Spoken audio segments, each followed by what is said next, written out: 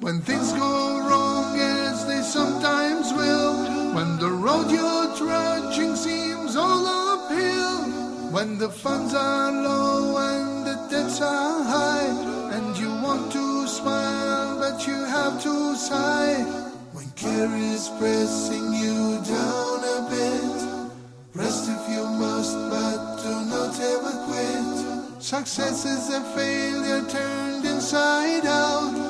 Let's talk and clear the clouds of doubt.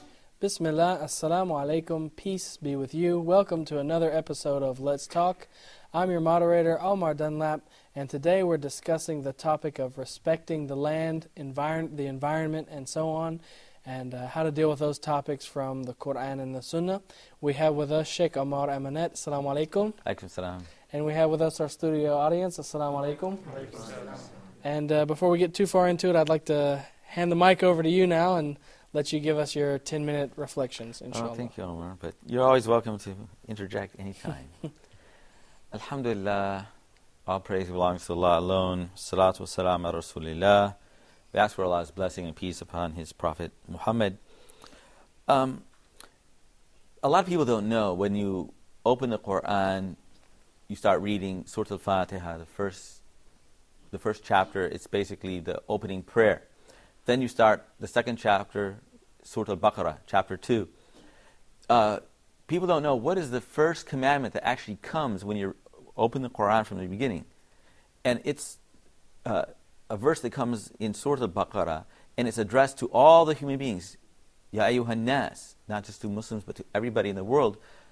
And the first commandment, Ibudu rabbukum, to worship your Lord, serve God. And then it goes on in verse 22, and it describes about Allah, alladhi ja'ala lakum al-arda firasha, who made the earth for you.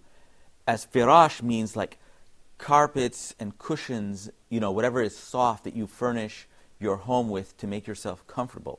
And so the earth, and there are many different ways those are translated into English, but the whole meaning is that Allah has made this earth comfortable with everything we need for the human being.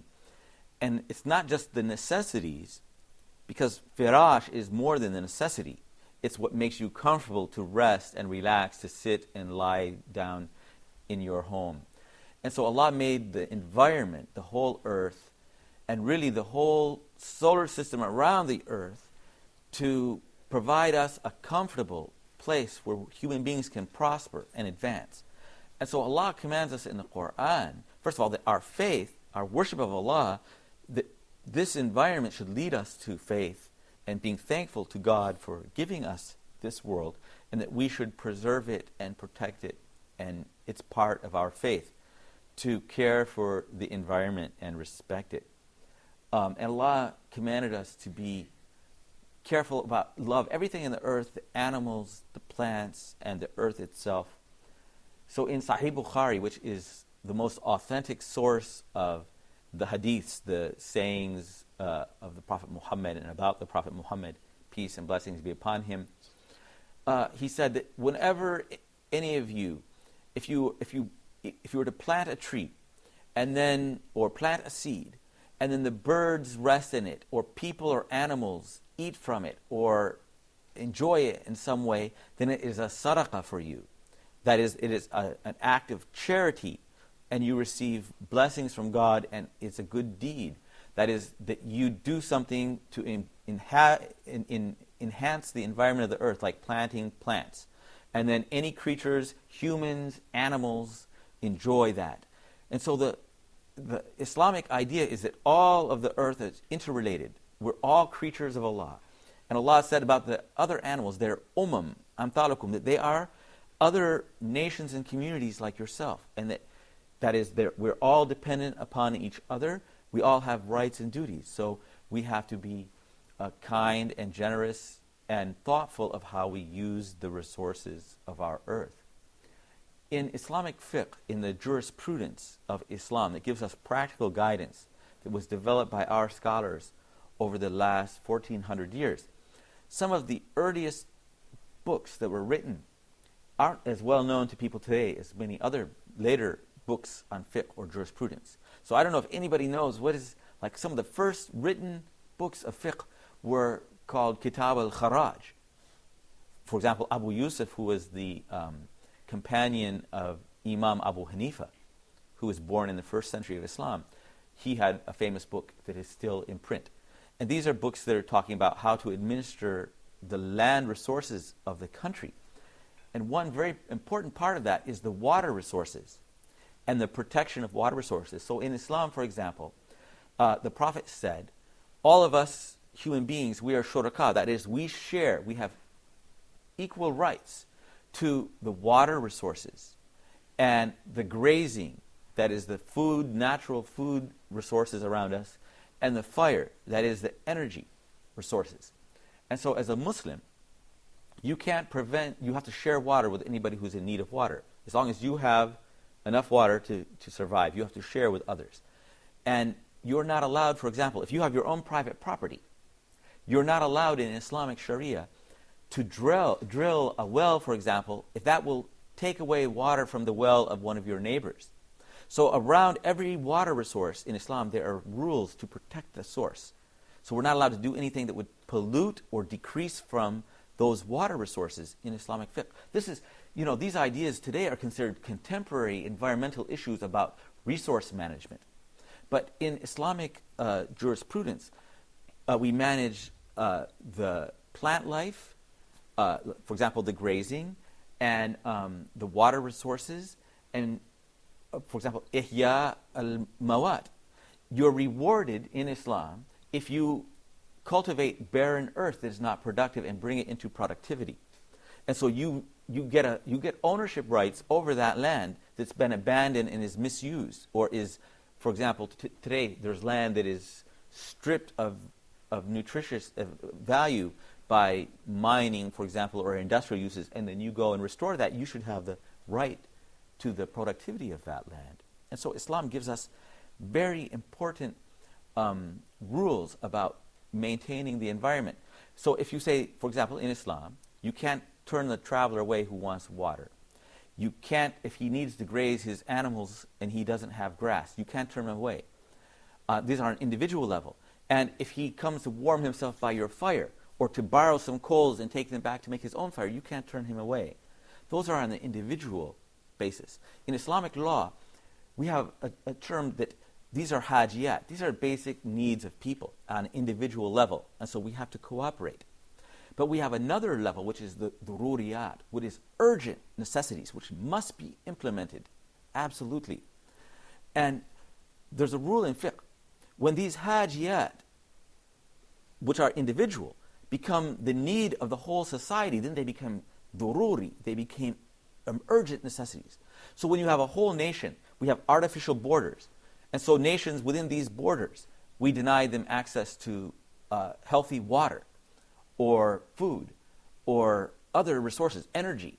Then we are actually doing to whole nations what we're not allowed in Islam to do to individuals. And so, of course, whatever is done to a nation is magnified in importance. So in Islam, we have to understand that actually Islamic law is a pioneer in environmental thought and conservation of resources, and that we are all mutually responsible to share the resources of the world and make it available to people. It's not right that anybody in the world should go without basic necessity of energy, water, and food resources, without wealthier nations cooperating and helping them. And so these are essential principles of Islam, and unfortunately, they're very seldom talked about today. And so we actually have the non-Muslims who are new to this area now advocating for the environment and the rights of animals and preserving natural resources and protecting species.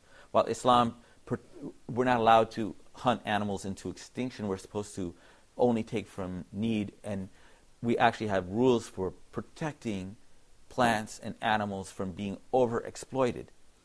And for example, in Islam, it's a matter of faith. Imatat al-adha min al-tariq, that we are not allowed. Part of our faith is to remove litter or obstacles in the path that will harm somebody. That is, if you litter the environment, you pollute the environment, you're harming people. You're not allowed to introduce, for example, urine into the water that people bathe or drink from, or other kinds of pollutants. Those are sins in Islam. The Prophet said that a person went to hell because they closed a cat up where in a house they wouldn't feed the cat and they wouldn't let it go free so it could feed itself, so they went to hell over that. A prostitute, an indecent woman, was forgiven by Allah because she saw a dog in need that was thirsty, and she went to the well and got water and gave it to the dog. And it sounds like a fable, but it's actually a fact that a camel complained to the Prophet because, by Allah's will, of course, and by Allah's power, that its owner was beating it. So that the Prophet notified the owner. So animals have rights. It's a matter of your faith, how you treat other creatures, animals, plants, and let alone human beings. And so this is very important for us to understand as a very important part of Islam, respecting the earth's resources and everything in it, inshallah. Very good. It was very interesting, and I think that we're going to have an interesting show, inshallah. So don't go anywhere. We'll be right back. You're watching Let's Talk.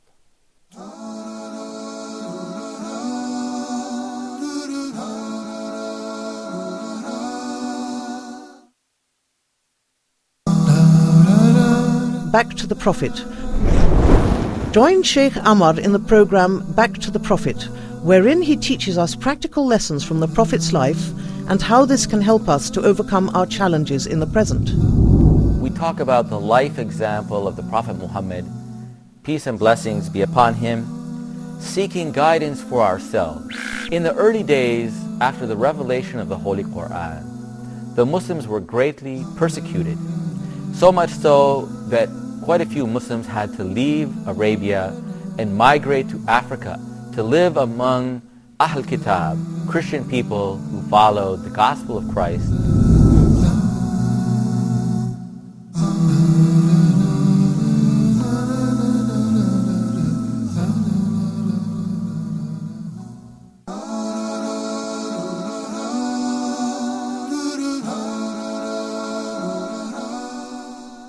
Bismillah, assalamu alaikum. Welcome back to Let's Talk.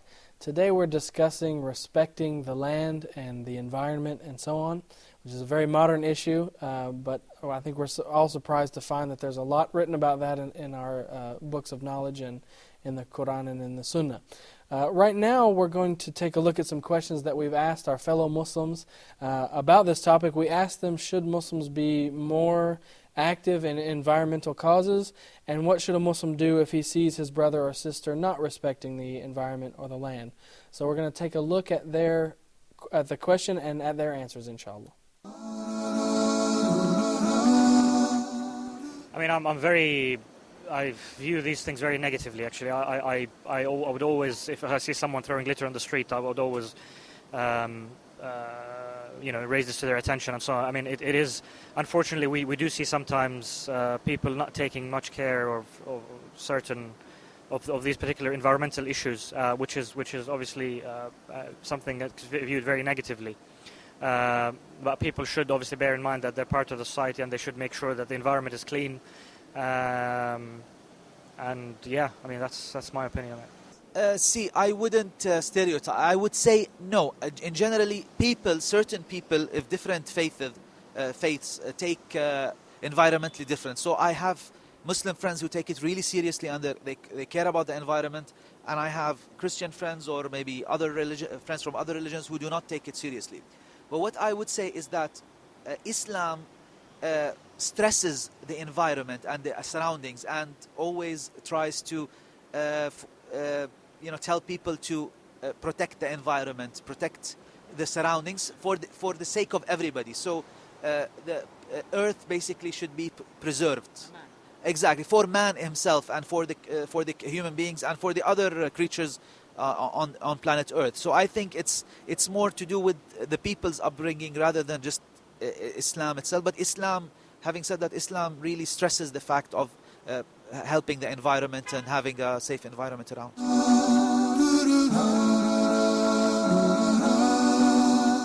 Bismillah. Well, that was very interesting what we just saw there.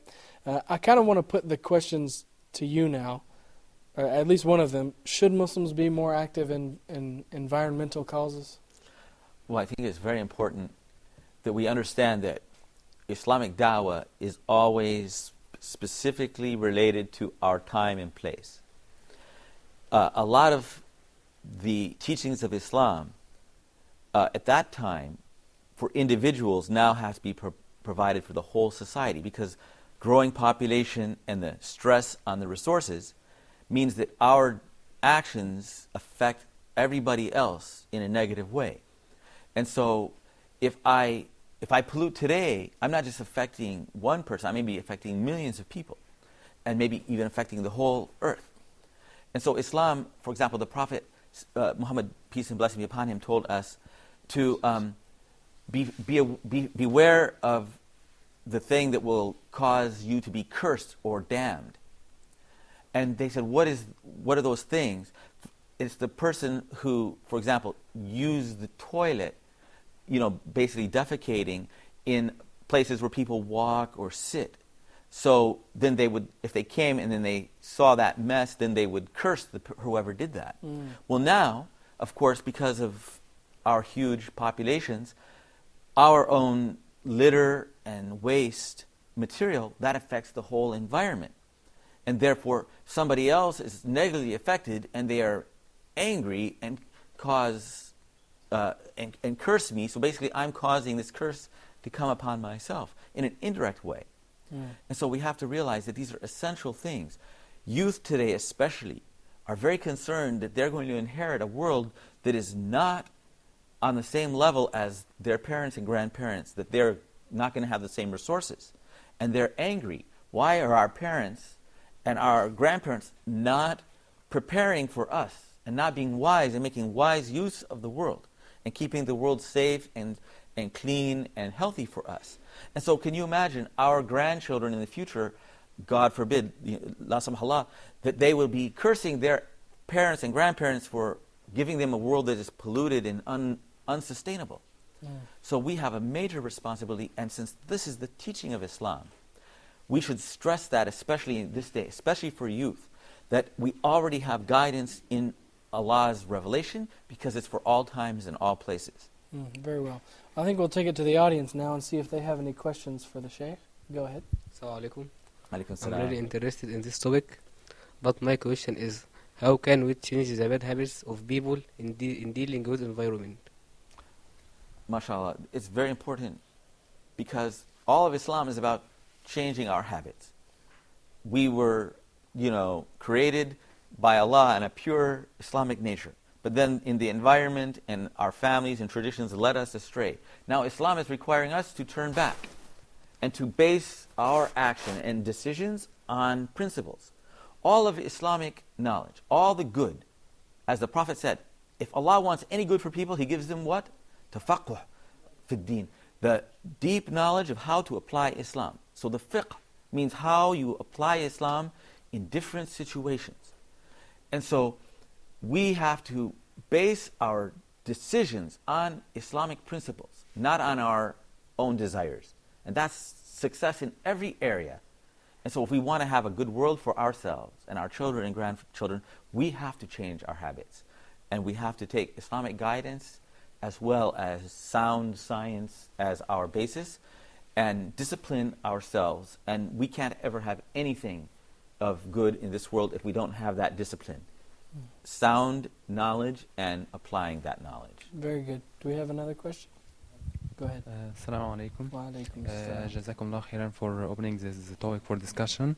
I'd like to know if global warming can be considered a way for disrespecting the earth or not. MashaAllah, global warming, I think, is a very controversial issue today. Especially, it seems that science is telling us that our pollution, introducing carbon dioxide into the air and other gases, causes, change in temperatures that can affect the world very greatly. And so we have an individual responsibility as well as societal obligations. And so in Islam, we're not allowed to knowingly do things to harm other people. In Islam, if you disobey Allah, and you repent sincerely, Allah can forgive you. But if you harm people intentionally, knowingly, and you don't pay them back for what you have done, on the Day of Judgment, they will demand justice. They will demand payment, and you have no money to pay anybody back. So what do you have? What's your currency? You might have good deeds you've done, and they will take those good deeds until they're satisfied. Or else, if you don't have any good deeds, they'll give you their evil deeds until they're happy. And so we have a big responsibility to make sure we don't do something intentionally. And so if a primitive person picked up a gun and pulled the trigger, they wouldn't know what happened, like a child. They could accidentally kill somebody. But if you or I, we saw the gun, we know if we pull the trigger, it's going to hurt someone. So when we have enough science and technology knowledge, then we are responsible. So when we learned that people before didn't know, that if they thought that the ocean is so huge, we can pour pollution in it, it'll all disappear. But eventually we found out, no, now we're too many, too much pollution, it's going to kill us. Now we found out that our greenhouse gases are going to harm people in the future. So we now have to change our actions as Muslims. It's our responsibility. And if, as individuals, we have to work to change these things. And I believe our youth should join into the fight for protecting our environment in whatever way they can, inshallah. Very good. Do we have another question? Go ahead. Assalamu alaikum. Alaikum salam. Thank you, Sheikh, for this interesting episode. I want to add really a little thing, not to ask. Really concerning the respect of the land, the Prophet ﷺ said, I had seen a man wallowing in the paradise due to a harmful tree. He pulled it away from the road across which people were going. So we can, by doing such little things, we can access the paradise, which refers to the benefit of respecting the land. Thanks. Oh, thank you so much, Bob. That's a very nice hadith. I never heard that before. Do we have any other questions? We have one here. Okay. Assalamu alaikum. Wa alaikum salam. Actually, the Prophet ﷺ in a hadith which was narrated by the Tirmidhi, in which the Prophet ﷺ said, Allah is beautiful and love those who are beautiful. Is clean and love those who are clean. And is generous and love those who are generous. So keep your houses clean and do not be like the Jews. And there's another hadith in which the Prophet ﷺ said, if the hour comes and one of you has something to plant, let him plant it before he stands up. How can we relate these two hadiths to the topic of respecting the land or the environment? Thank you. MashaAllah, thank you. I was actually thinking about both of those hadiths today before coming here. And relating our good deeds to Allah's attributes is that everything that describes Allah is higher than any of us. But we should aim at the human level. So Allah is Rahman Rahim. His mercy is huge, more than any of us or all the creatures in the world. But we should then love Rahmah and mercy. And so beauty and purity, cleanliness and health and organization are all Islamic concepts. Muslims should be leaders in all of those things. Beautiful, healthy environments. And especially for our young generation, it's their right and their duty of the parents to provide that, and the duty of the society to provide for its citizens, presently and in the future. And the second hadith you mentioned, I forgot. If the hour comes and one of you has right. That means that the Day of Judgment, if you hear that the world's going to end and you start seeing the signs leading the Day of Judgment, don't stop caring about planting trees and planting crops and caring for the environment. Because we're always going to be hearing people predicting the end of the world, and they don't really have that knowledge until that only Allah knows that knowledge. But don't panic. People now, they say, see, it's too late. Everything is bad in the world, I'm going to give up. But Islam advises us, even if you think the world's going to end, keep going and maintain the earth. It's an amana that we have accepted from Allah. It's a trust. And an amana means something valuable given to your care. And so you have to return it back to its owner. And so this earth is an amana that we have accepted from Allah, the whole world. It's a trust, and we have to return it back, and we have to surrender to Allah the trust of this world in the same way that we got it, or enhance this world, inshallah, in whatever way we can. Sheikh, I want to ask a question about one of those hadith. He said, at the end of the hadith, he's saying, clean the house and do not be like the Jews. What is the significance of that sentence? Just in case we have some of them watching. No. Islam addresses people of every religion and no religion, and it praises the Christians and Jews for many good things, and it criticizes them when they have departed away from the teachings of the Torah or the Gospel. And so, of course, Moses or Jesus and other prophets taught the truth, and we as Muslims, as the Prophet said, you're going to follow exactly behind them. Even if they were to crawl in a lizard hole, you're going to do the same. That is, you Muslims are going to make the same mistakes as the Jews and Christians. So all of those hadiths are really for us. They're not because those people are bad people. Right. It's because, you Muslims, don't be like that. Yeah. And so some people of different religions used to say, we believe in some of the scripture and we disbelieve in some. But we have to believe in it, all of it. That means we have to apply every part of Islam. Otherwise, we're like the people who are before us, Jews or Christians or other people whom Islam has sometimes criticized. And so don't be like that, but take your principles from Allah and the Prophet and then apply them. Don't say, I believe, I'm a Muslim, and then you don't apply those things and you waste water. We're not allowed to waste water even if we're next to the ocean. Wasting resources is extremely sinful practice. It's disrespectful, disregarding, and being unthankful. And being unthankful, ungrateful, is a kufr asghar, or the minor kufr, akin to the disbelief, which is the major kufr, rejecting God, which is being ungrateful to the blessings of God. So that's a very good explanation of a further explanation of that hadith, just in case it might cause some confusion. I think now we have it clarified, inshallah. We have about a minute left, so I'm going to ask you a quick question myself. What should a Muslim do if he sees his brother or sister not respecting theirs? Let's say I'm walking with my brother and he throws some trash on the street. What should I say? Well, of course, first of all, it's al-adha, it's what is harmful to people. And so, as the Prophet said, removing harmful things from the environment and the way is part of faith. Iman is essential. And so it's a good deed to clean the environment yourself, even if you didn't cause it. But also, polluting the environment, as the Prophet said in so many hadiths, we mentioned a few of them, is a sin, and therefore it is munkar and it's wrong to do. Therefore, we need to advise our brothers and sisters and educate them, especially. They haven't been educated about these things, so they may not even be aware that what they're doing is not only not beautiful and not clean and healthy, but it's also a sin in their religion. And so advise them in as respectful way as you can and educate them about that, inshallah. Inshallah. So it seems that keeping in mind that we're going to be asked about everything would help us with this. We have to be responsible for everything and all of our choices, and we have to behave in an intelligent way as Muslims. Very good. Well, we're going to take a quick break and we'll be right back, so don't go anywhere. You're watching Let's Talk.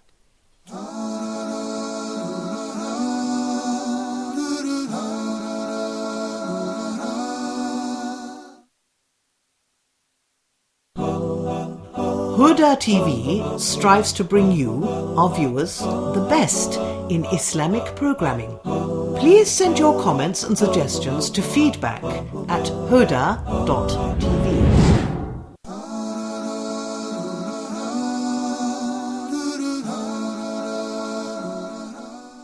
Bismillah, assalamu alaikum rahmatullah.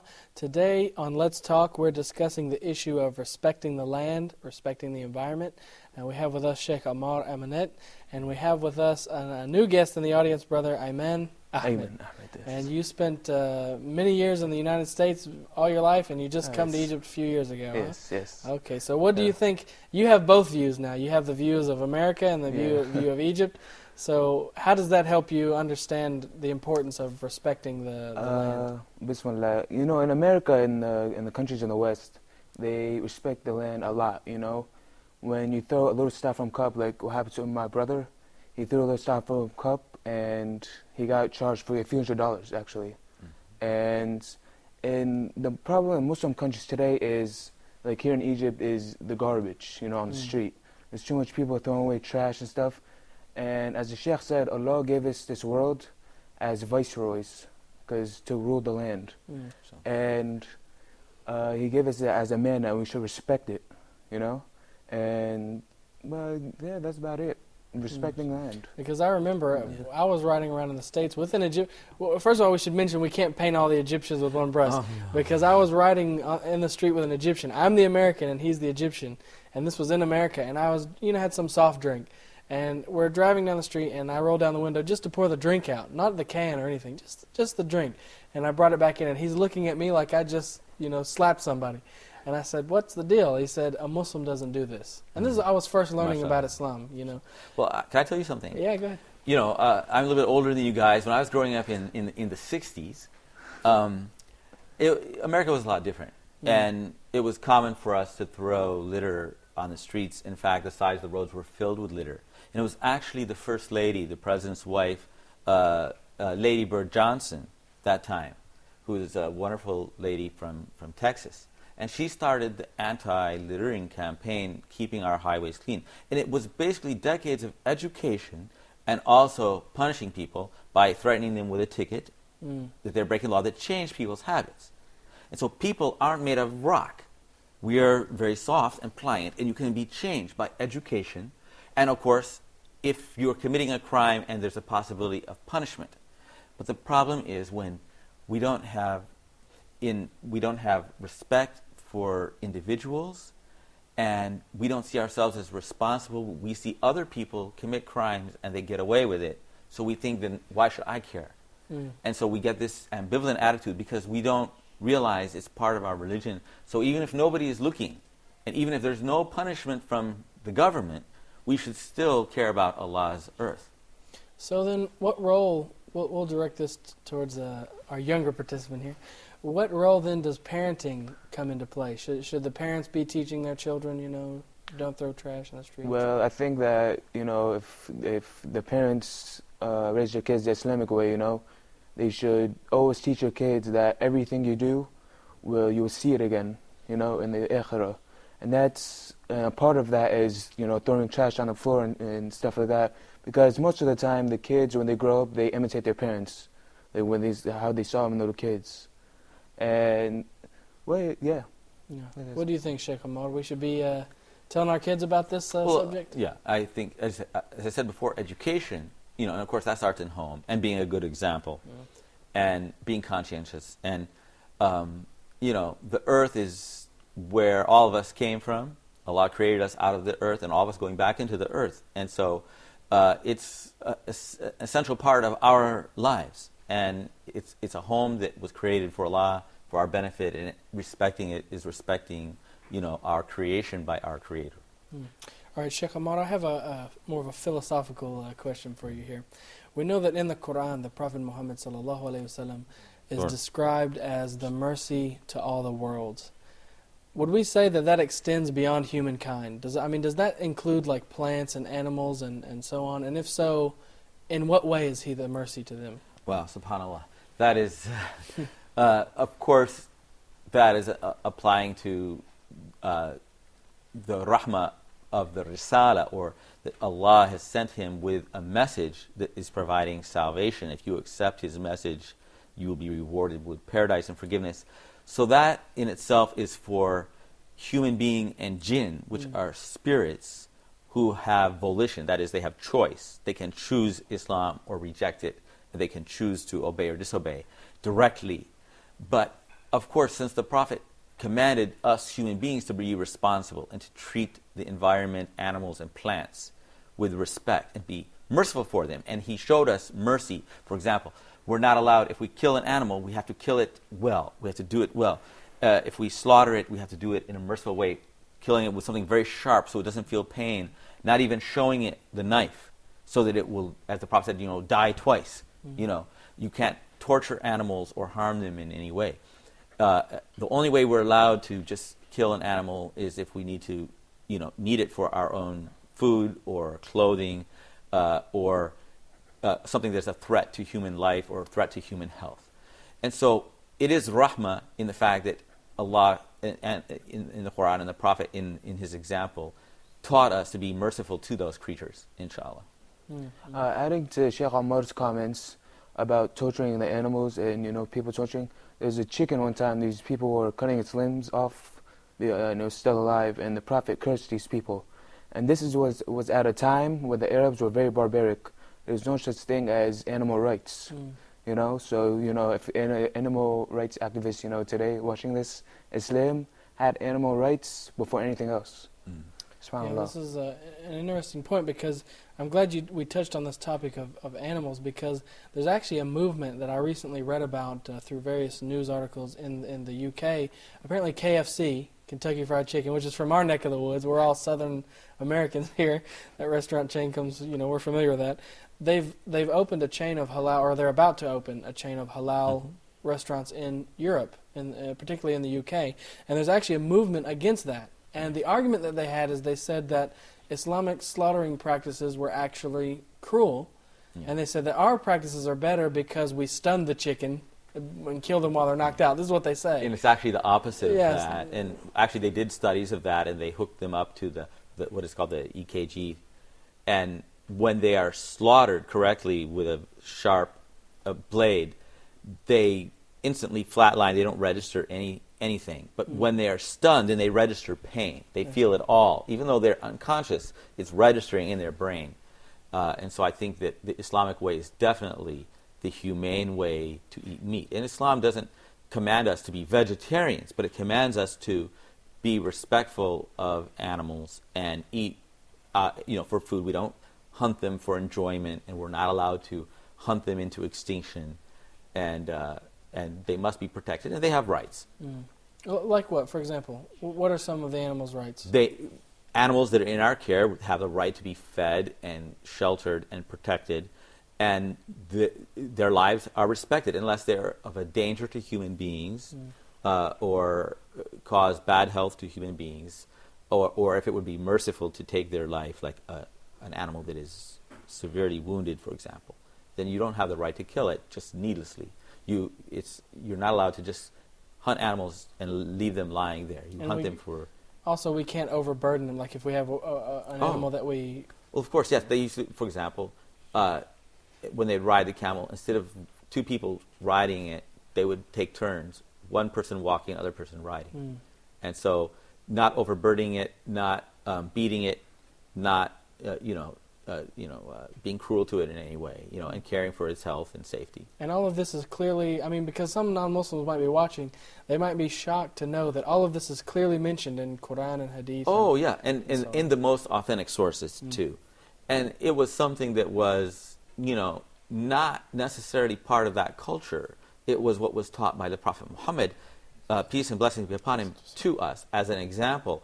And he was definitely a pioneer in the understanding of animal rights, ecology or environmentalism, and preservation of natural resources.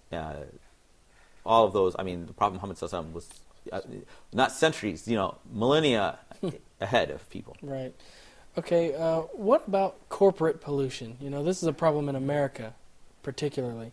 Not just in America, but something that's talked about a lot there with increasing, when you're talking about corporate, you mean corporations. Yeah. The thing is, there's an idea in capitalism, basically, that we all have the right to earn our money and manufacture. And Islam, of course, gives everybody the right to earn money on conditions.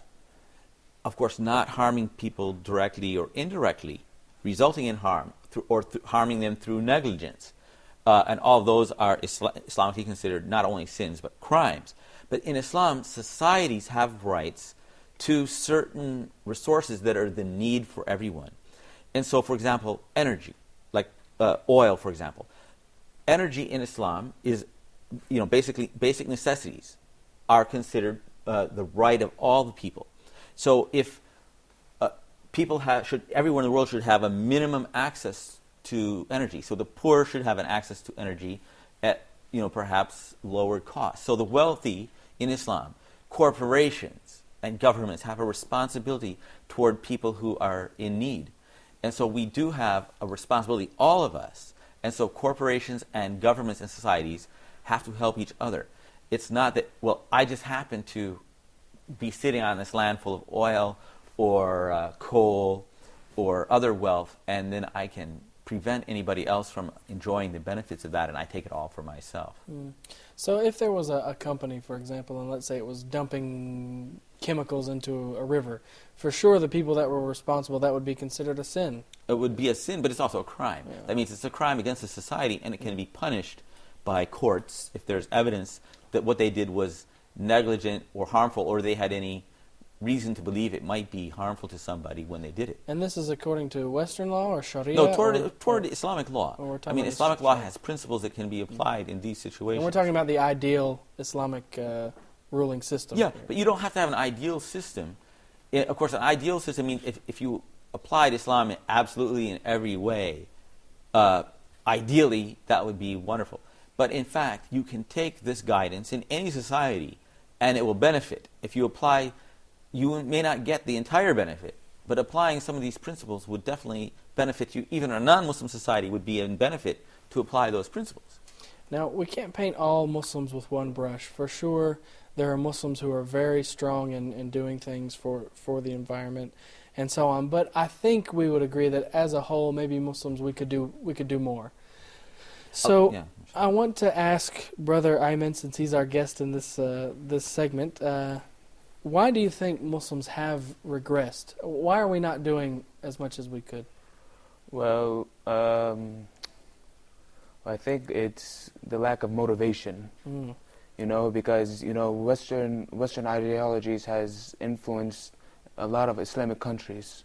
You know, if you go outside, you see you see McDonald's cup, maybe on the ground, or you see women wearing tight clothes, which is not Islamic at all.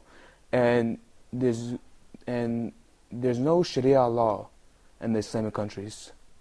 We need to implement Sharia law in countries like Egypt, Morocco, Malaysia. I think Malaysia has Sharia law, but the Sharia of Omar ibn al-Khattab, and if we do that, if we go back to our basic Islamic principles, inshallah, the whole Muslim Ummah would become better, would become on top like we once used to be, and that that's the best thing. What do you think about that, Sheikh Omar? Well, to be fair, I think in a lot of ideas have been imported. For example, we imitate sometimes the bad parts of, say, so-called Western culture, and we don't take a lot of the good parts. The good parts, like individual responsibility, being responsible citizens, is a very good concept. It's an Islamic concept that is being ignored in many Muslim areas. While a bad concept like consumerism, which is wasting resources, just living to consume the resources. The whole world can't imitate America because we consume the majority of the resources in the world. If there are other people imitated us, the whole world would be destroyed. Yeah. So you need to imitate the good of every society. So when the Sahaba and the early Muslims went and spread out on the earth, they didn't destroy those civilizations and cultures. They embraced all the good, the knowledge and science and good parts of those cultures. And whatever was harmful or bad, they eliminated those aspects. So we need to look at everything, East or West, whatever civilization, science, and culture brings us, and examine it in light of the Quran and Sunnah. And basically, what is halal or permitted in Islam is what is healthy and beneficial for humanity in the end, and what is haram or forbidden is what is harmful or unhealthy for people in the end. And that would be, solve many of our problems. Very good. I'm not really a fan personally. Maybe you guys will have a different opinion. But I'm not a big fan of the things should change from top to bottom idea. I don't think we should say the government should be perfect and then we'll be perfect. I think because that takes the burden off of the individual to do the right thing. So what advice can we give to an individual person who wants to do more for the environment? What can we tell him? We'll start with you, Sheikh, and then we'll go to Brother Ayman. Well, there is a problem, which is if you have a society where there is institutionalized corruption, there's a feeling of lack of individual responsibility in those societies. So we have to tell people, no, you still are responsible. You can't imitate and follow leaders when they are doing haram. Whoever will Man sanna sunnatan hasana. Whoever will lead people in a good practice will get the reward of all people who imitate them. And if you lead people in a bad practice, you will be getting the punishment of those people who are imitating what you do. So every one of us, first of all, is responsible for our own selves. And kulkum ra'in. Every one of you is as a shepherd or leader for somebody. And every one of you is mas'ulun. You are responsible for those underneath you. It might be your children. It might be your students. It might be people just observing you and imitating you, learning from you.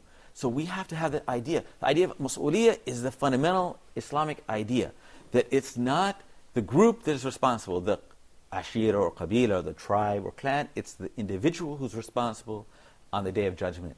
And on the Day of Judgment, you will be asked by Allah about yourself. You won't be asked about the president or king or any other person. Okay. We're running out of time, so quickly give us your take. Well, I think it starts with yourself, you know. You have to try to change yourself as much as possible, you know. And then you should advise your family and the people around you, because one person can't change the world. One person can't solve the global warming crisis, you know, even though it's just a theory. One person can't clean up, you know, the whole world, you know.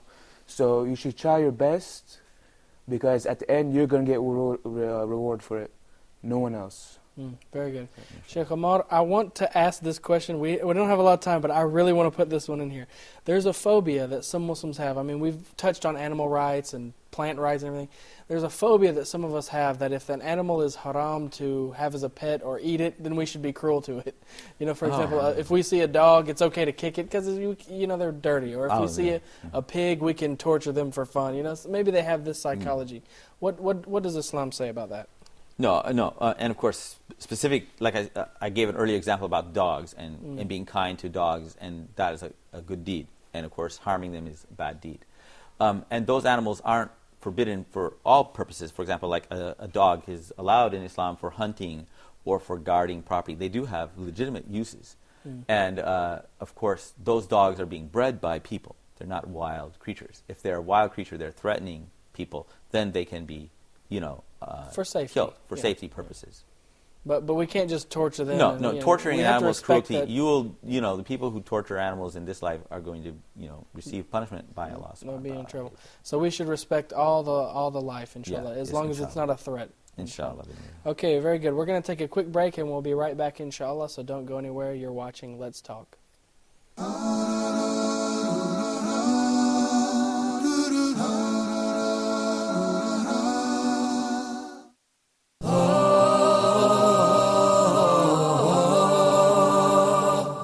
Inshallah, on the straight path, we would like to discuss the niqab from an Islamic and social political perspective. So sometimes some non-Muslims, they might not understand the full Islamic pictures. Anyone can say anything about it. Yes. So when can who speaks for Islam? This is the biggest question. Who speaks for Islam? No, they are not sinning. They are not sinning, but we are talking about now the general ruling. They are not sinning, but they are going against what has been established. It is his own ijtihad at a specific time. People would see it as threat. A threat. Exactly. How do we explain to them it's not really a threat? It's actually good for the country as well. But if we don't participate, how would we ever reach to our rights? Can you clarify with us what should be the level of political participation of the Muslims in the West?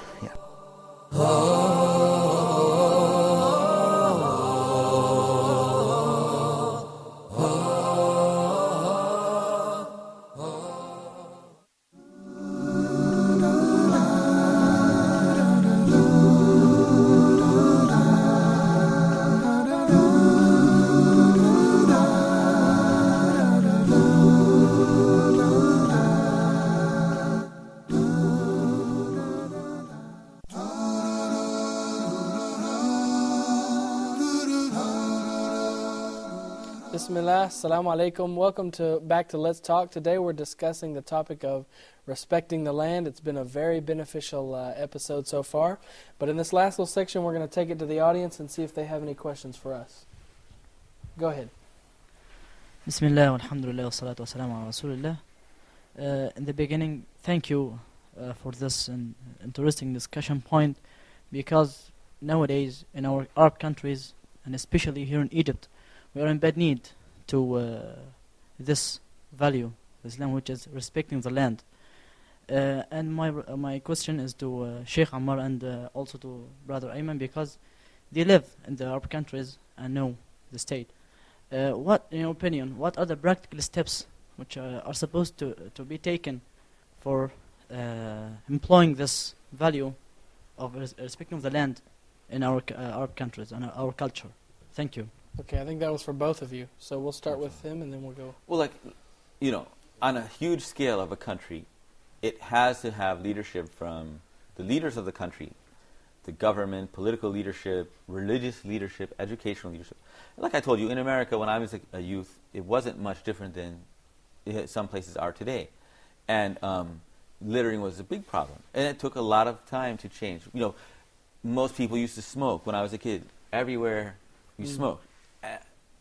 Now, very few people smoke. These things take a long time. But it has to be a decision made by the concerned leadership of the country. As individuals, we can all have an effect, as Brother Ayman was saying. Every one of us can have an effect. We don't know. By myself, I might not, but I can talk to people. And together we can all work to remind our classmates, our neighbors, our relatives and friends. And you don't know how big an effect that might have. Very good. What do you think, Brother Ayman? I think that it starts with the government. I also think it starts with the government also, because I think there should be a system in place that collects the garbage. And I think that the governments of the Arab countries should invest money into the system and make garbage cans and garbage trucks, to pick up and put it in a specified location. Yeah, that surely wouldn't be a waste of money, would it? Okay, another question. I don't think that the surrounding circumstances nowadays help us to respect the land. I mean, there's not enough trash cans in the streets, and also the mass media is not active enough to show the people how to respect the land, how to respect the environment. Thank you. Yeah, and once again, what the media is giving us is this false picture of the life of parties and playing, that they have taken from other countries' media and other societies, which is not a true picture. And they're not giving us a lot of the good values. So, for example, in the United States, not to be praising that one country, but in the United States, for example, every broadcast outlet has to give some public service time where there's educational things to talk people, which is free, which they don't get any money for, to educate people about important issues. So I think there are a lot of things. That's not necessarily the government, but it's just our attitude of just looking at the non-serious aspects and not looking at some of the serious benefit we can get from broadcasting, for example, television and internet. There's no excuse for ignorance today. I think it's this is just a comment, not a question, but I think it's important for us all to realize that we're doing something now. I mean, we're here, we're talking, we're discussing this issue, and who knows how many, hopefully millions of people will see this, inshallah. So I think this is a good start. So anyone who's listening can take our advice, inshallah, and then you'd be surprised at how quickly things change. I have a philosophy. It's very similar to the Nike shoes. Just do it. If it's good advice, man, just do it. That's it. I think that's copyrighted. Yeah, started. Might be in trouble now. But anyway, I have a question now. What would we say to a Muslim who, let's say he buys a piece of candy, right? And he says, it's just a small piece of trash from this piece of candy. It's not a big deal. It's just this small thing, and, it's not going to cause any harm. What would we say to him? Well, as the Prophet said, you should never belittle any good deed. لا تحقروا. Don't belittle any small good deed that you might do that will be a reward from you by Allah subhanahu wa ta'ala. And so any small thing that you do that's good, you might think it's little, but to Allah it might be very big. And then you do a bad thing, you think, oh, that's very little, but it may be very significant to Allah Almighty. And so you shouldn't think and you shouldn't be judging of that. But every opportunity you have to do something good and to avoid evil. And so anytime you make a choice to do the right thing, you're actually doing a good deed and you're rewarded for that, inshallah. What do you think, Brother Ahmed? Well, I think that we should inform our little kids so they don't have the habit of continuously doing it, you know. And we should tell them why they should not throw this piece of garbage on the street. You know, we should inform them, you know, because we should inform them that Allah gave this land not to put garbage on it, but to grow things from it, you know. And yeah. And don't forget to multiply everything you do by 80 million other people in your country. It ends up being a lot. Yeah, that would be nice. You know, that's important. Every little good deed that we do, if we do it and someone sees it and they act on it and so on, you know, it's contagious. And who knows, you could come with Yawm al-Qiyamah with 80 million pieces of trash that were not thrown on the street as good deeds, right? Inshallah. And that would be wonderful, inshallah. It would be great news. Well, I guess that's all the time we have for today, so inshallah we're going to wrap up the show now. We hope to see you next time, inshallah. Until then, I'm your moderator, Omar Dunlap, wishing you peace. Assalamu alaikum.